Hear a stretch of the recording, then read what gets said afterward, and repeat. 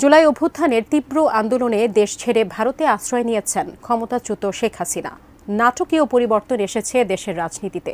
শেখ হাসিনাকে ফেরত চেয়ে ভারতকে চিঠি দিয়েছে অন্তর্বর্তী সরকার, তবে এখনও সেই চিঠির কোনো উত্তর দেয়নি দিল্লি। কিন্তু শেখ হাসিনার প্রত্যাবর্তন প্রসঙ্গে ভারতের উত্তর পেতে আর কতদিন অপেক্ষা করবে ঢাকা? বিস্তারিত জানাচ্ছেন আরিফ হাসান।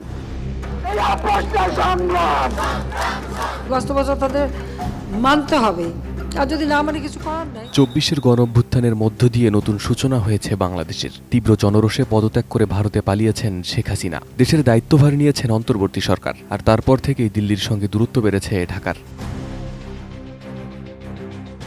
জুলাই অভ্যুত্থানে দেশের জনগণকে পাখির মতো গুলি করে মেরেছে শেখ হাসিনার পুলিশ বাহিনী এবং আওয়ামী লীগ। নিষ্প্রাণ মৃতদেহ রেহাই পায়নি, আগুনে পোড়ানো হয়েছে লাশের স্তূপ। বাংলাদেশকে সহযোগিতার পরিবর্তে এমন স্বৈরাচারী শাসককে আশ্রয় দিয়ে অবন্ধুসুলভ প্রতিবেশীর পরিচয় দিয়েছে ভারত। উল্টো একের পর এক মিথ্যা আর কথিত অভিযোগে উদ্বেগ জানিয়েছে ঢাকাকে, যার ফলে ইতিহাসের চরম তিক্ততায় পৌঁছেছে ঢাকা দিল্লির সম্পর্ক।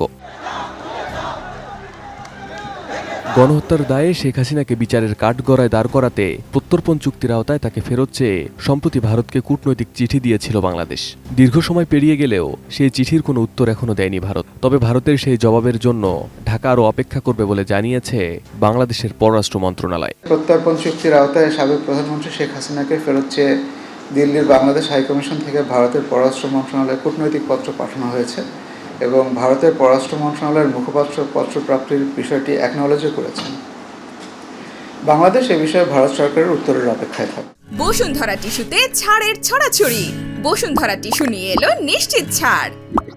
জুলাই বিক্ষোভে জোরপূর্বক গুম ও হত্যাকাণ্ডে জড়িত থাকার অভিযোগে ইমিগ্রেশন ও পাসপোর্ট বিভাগ ৯৭ জনের পাসপোর্ট বাতিল করার সিদ্ধান্ত নিয়েছে। শেখ হাসিনাও রয়েছেন তাদের মধ্যে, যা ভারতসহ অন্যান্য দেশগুলোকে জানিয়ে দেওয়া হয়েছে বলে জানান পররাষ্ট্র মন্ত্রণালয়ের মুখপাত্র রফিকুল আলম। তিনি জানান, ভারতে শেখ হাসিনা কি হিসেবে আছে সেটা ভারতের বিষয়, কিন্তু একজন বাংলাদেশিকে অবশ্যই ভারতের কাছে চাইবে ঢাকা। ভারতে তার স্ট্যাটাসের কোনো সম্পর্ক নাই। পাসপোর্ট বাতিল এবং এটা নোটিফিকেশনের প্রক্রিয়া হচ্ছে, যখন একটা পাসপোর্ট বাতিল করা হয় তখন এটা সংশ্লিষ্ট বাংলাদেশ মিশনের মাধ্যমে দেশগুলোতে জানিয়ে দেওয়া হয় যে বাংলাদেশের এই পাসপোর্টগুলো বাতিল করা হয়েছে।